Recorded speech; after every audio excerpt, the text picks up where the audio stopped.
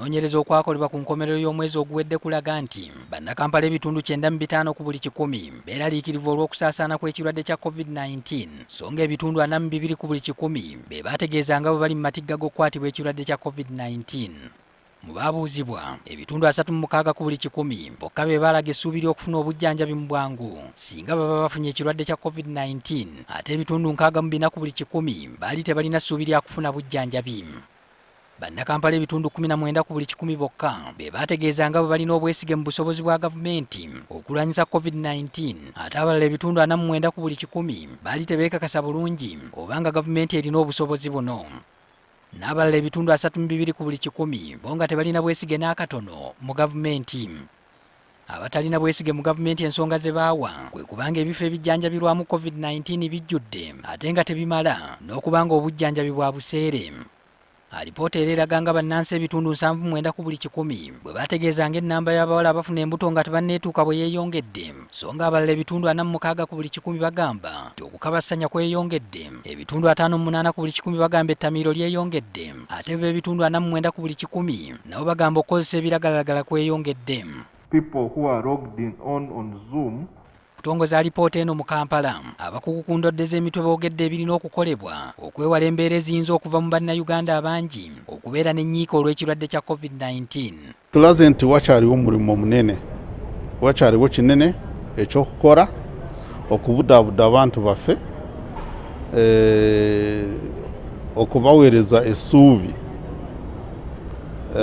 that kijja kusoboka embeera eno ejja kulongooka bwe tuteekamu amaanyi. Etekewo ensako ya psychosocial support nga obulwadde buno buwedde batwongeremu fe omwezi mulamba tudde nga tuyamba abo abakyasigalidde nga tebannawona bulungi kuba bangi tusuubira gye bali abafiiriddwako emirimu gyabwe emirimu gijja kuggwawo, abafiiriddwako abantu baabwe nga tebannadda bulungi ngulu, ate nno n'ekirala abantu balwala n'atawona bulungi kati agenda okutuuka ku mulimu nga yeewulira nga tannabeera nga tannatuuka kuba nti akola bulungi.